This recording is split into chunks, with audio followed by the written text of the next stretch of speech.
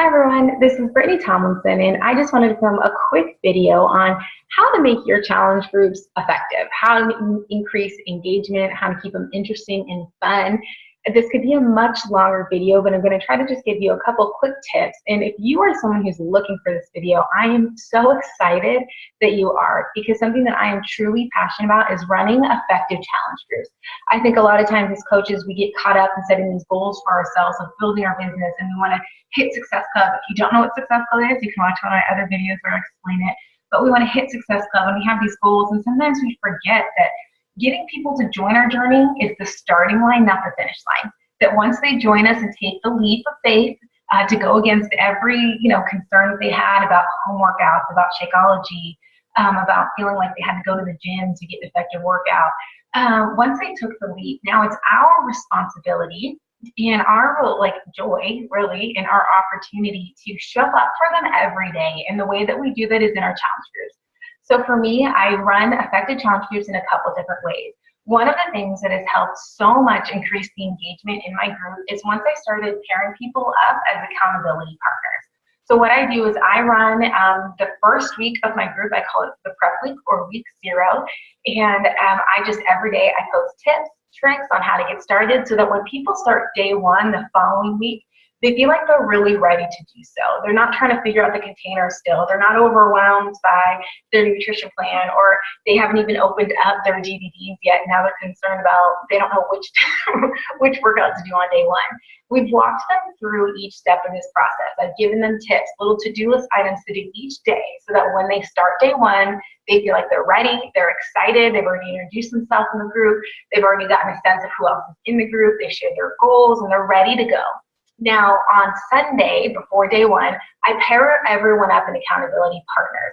I do this in a couple ways. I try to pay attention to if they're doing the same program, I might match them up. If I feel like they have similar personalities, I match them up. If I feel like someone would be an amazing coach, and I have other coaches who are co-leading with me, I might match that person up with one of my coaches so that they can really get the sense of accountability and support and fun of being part of our community, as with someone who I know is going to show up every day, one of my coaches. And then I create a point system where they get points for checking in for themselves by posting about their Shako, about their workouts, a funny quote for the day maybe, about their food. They get points for checking in, and then they get double points if their partner checks in as well. I have them keep track of the points because I really can't stay on top of everything. So it's a little bit on the honor system. But people love having the one-on-one accountability partner in addition to the support of the entire team or the entire group, and then they have me as well. So it just adds a layer of someone cares, someone notices if they aren't checking in, someone is tagging them every day, checking in on them, seeing how they're doing.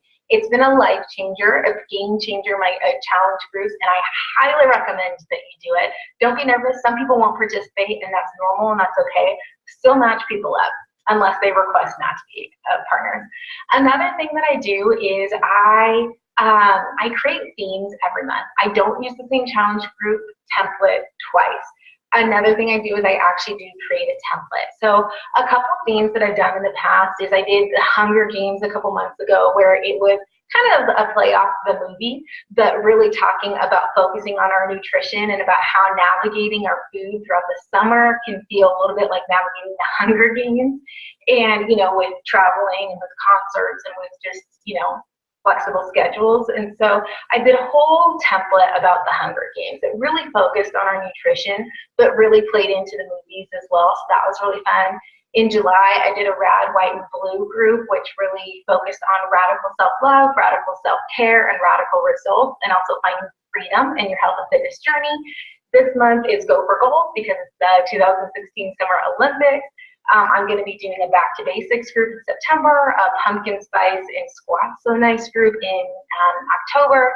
So I really try to keep it fun and interesting.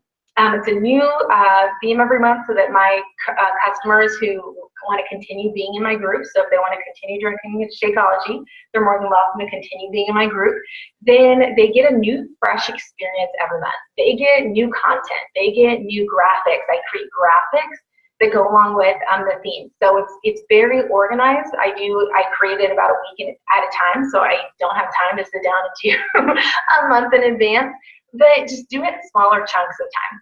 And then it also helps if you're co-leading with people, you can just divide up the responsibilities.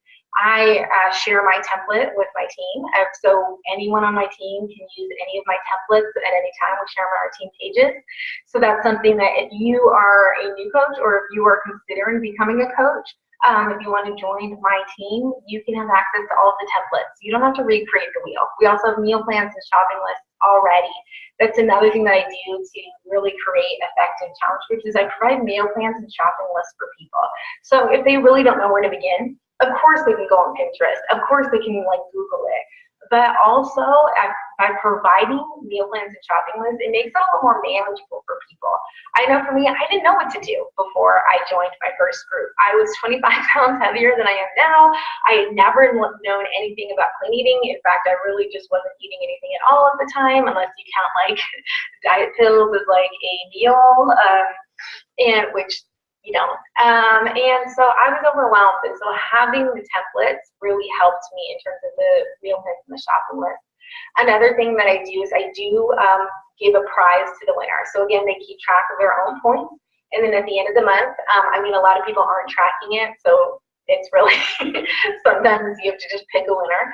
But I give them tank top to the top team who wins, and it just kind of creates an added level of excitement. We cheer them on. I also treat my challenge groups almost like team pages. If it's someone's birthday, I wish them a happy birthday. If someone becomes a coach, I announce it in the challenge group. If someone invite someone else into the journey with them, I announce that in the challenge group. So people already feel like they're part of our team. So that when it's time and I invite them to become a coach, they already feel like they're a part of our team. So like, why not make it official? And then another thing is, so I do the prep week for week 0, and then I do 4 weeks of a group. And I do that because by the time my next group starts, I don't want anyone who's already been in my group to be in the prep week again, because the prep week stays the same. I change the graphics for the theme, but the prep week stays the same. And I have found that it's really helpful to have different groups, because I don't want the veteran challengers to go through the prep week again. It's already, they already know it. It's repetitive. And then also it gets overwhelming for the newbies if the veterans are in that group and they're starting to post their sweaty selfies, because the people who are just like prepping, they're just learning to like open up their containers. Like it's a little overwhelming if people are already so far ahead of their journey. So I like to keep them separate. But the prep week is the same every month, so that's not something that it's new content. And another tip that I would say when you're creating your templates is it's okay to reuse your content. Just change it for your theme. Just change a couple words here or there. Just change the graphics. Just, like it's great content. People need to hear it. But just by switching it up a little bit, your challengers this month aren't going to remember like that you posted the same thing when it's week 3, day 2 next month, right? But just change the graphics. It's just showing that you care, I think, and you're taking it seriously and that you're passionate about these groups really helps them take it seriously and be passionate about it as well, because passion is contagious. So if they feel like you are excited, you are showing up every single day, that's something I'm also passionate about, is you made the commitment to show up every single day for these people. So do it. If you're checking in with them, I check in with people one-on-one. I pick a couple people each week and I just send them a voice memo on Facebook Messenger as I'm in the car on my way to work saying, hey, how are you doing? How do you like the group? Is there any way I can support you better? So they have that one-on-one connection with me, but then they also have the one-on-one connection with their accountability partner in the group. Then they also have the group accountability of being part of something, a positive community of people who are cheering for them, who are rooting for them, who are sharing their struggles. I also post in the group about, hey, share your non-scale victories with us. So people are able to celebrate things that aren't necessarily pounds on the scale, because we know that's not always the best indicator of results in a program. So just ask engaging questions. Post every day. Make sure that you're posting before people are getting up. I know for me that once I'm up and once I'm on my way to work, I'm not on Facebook. I'm not in that group again until the evening. So if you don't post your morning post in the morning before people are gone, they're likely going to miss it. And so post it in the morning. Use Hootsuite or Buffer or any scheduling tool to post in the morning. I post mine at 4 a.m. every day. Even though I wake up at that time, I don't have to worry about it. And so I schedule it so it posts without me. That's been a life changer for me. That's another tip to make challenge groups easier, is not only having the templates, but then also just scheduling it so it posts without you. So then all you have to do is just check in at the end of the day, comment on every single person's post. I know that takes a long time, but it's worth it. You committed to showing up for them, so do so. I comment on every single person's post in the group. And even if they're one of my coaches challengers, I still post, comment, and encourage them, and I encourage my coaches to do the same. And then just be excited. Share your journey, share your realness, authenticity. If you're struggling, share that. If you had an off day, share that so that other people can be vulnerable because they've seen you be vulnerable. And then also reach out to each challenger directly and ask them if they've considered becoming a coach. You have no idea who's considering it but is waiting to be asked. I never would have joined a challenge group if I wasn't personally invited, and I probably never would have become a coach unless I was personally invited. So I highly recommend that you do these two things as well. So I hope that this was helpful for you. I hope that this helps you run more effective challenge groups. I am so passionate about this topic. It's one of my most favorite parts of being a coach is running these groups. So if you have any questions, just reach out to me directly. I'd love to give you more tips. If you're interested in templates, I'd love to talk to you about them.